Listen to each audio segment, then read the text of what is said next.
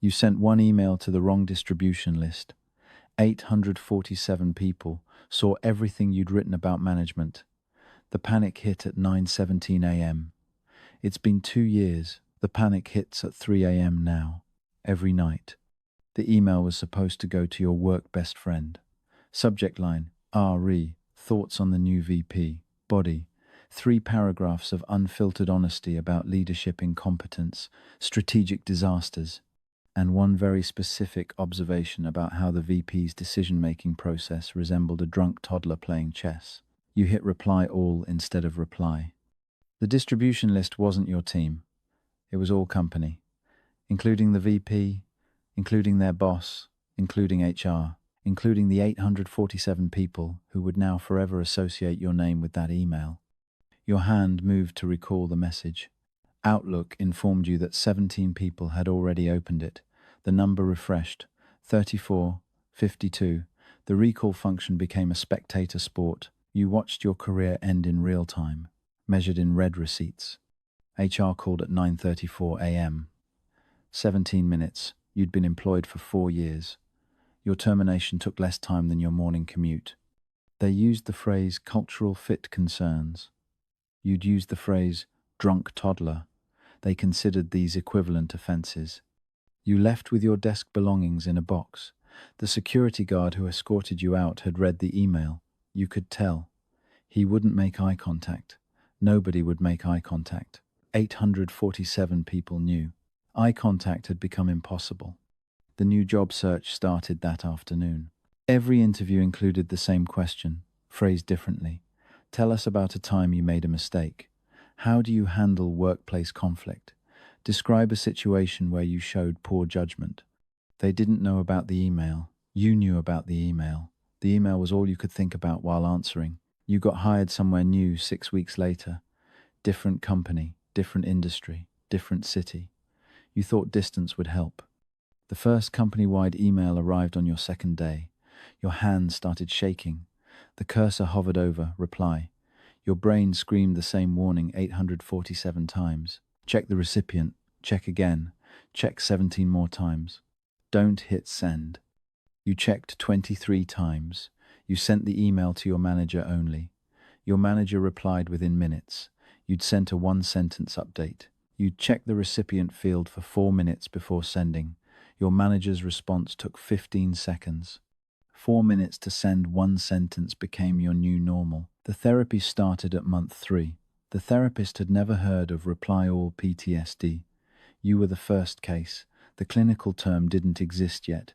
Your symptoms did. Intrusive thoughts about email mistakes. Panic attacks, triggered by Outlook notifications. Compulsive recipient checking that consumed hours of your workday. Sleep disruptions centered on replaying the moment of the click. The therapist suggested email exposure therapy. Start small, send low-stakes emails, gradually increase the recipient count, build confidence through repetition. You tried. You composed an email to your immediate team. 4 people. The email said, "Thanks for the update."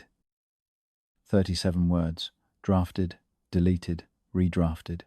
You checked the recipient field 16 times. Your finger hovered over send for 90 seconds.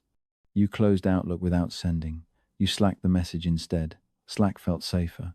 Slack didn't have reply all. Your company announced mandatory communication training 6 months after you started.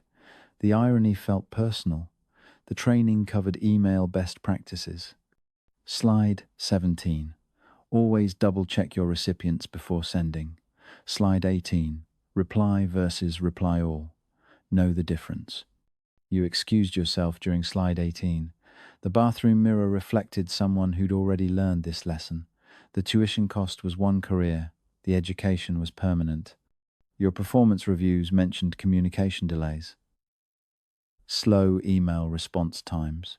Preference for in-person meetings over digital correspondence.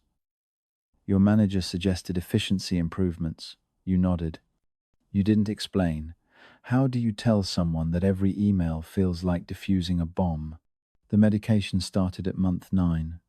SSRIs for the anxiety. Sleep aids for the 3 a.m. replays. Your doctor asked about the trigger. You explained the email. All 847 recipients. The drunk toddler comparison. The 17-minute span between send and termination. Your doctor asked if you'd considered changing careers to something without email. You had. Every day, every compulsive recipient check, every panic attack triggered by the Outlook notification sound. But 847 people existed in the world who knew your face and your failure. Running to a new career wouldn't delete their memory. The shame was portable. Year 2 brought slight improvements. The recipient checking decreased from 16 times to 8 times. The 3 a.m. panic attacks reduced from nightly to 3 times per week. Your therapist called this progress. You called this permanent damage with minor symptom reduction. The corporate email signature became your new obsession. Please consider the environment before printing this email. Everyone had one. Yours had an addition you never sent. Please consider the recipients before sending this email. Seriously. Check twice. Check again. The 17 seconds of checking will save you 2 years of therapy. You kept that version in drafts. 8 people would see the signature. You checked the recipient field 4 times before not sending it. The email still exists somewhere, deleted from your sent folder, preserved in 847 inbox archives. Screenshots forwarded to people beyond the original distribution. Your words outlived your employment. Your mistake achieved permanence. Digital immortality granted to your worst professional moment. Reply All PTSD isn't in the diagnostic manual yet. 327 cases documented since 2019. Support groups exist online. Nobody uses their real name. Everyone checks the recipient list before posting. You still work in email. You still check compulsively. You still wake up at 3 a.m. replaying the click. The recall button never worked. The memory never deletes. The recipients never forget. 2 years later, your hands still shake before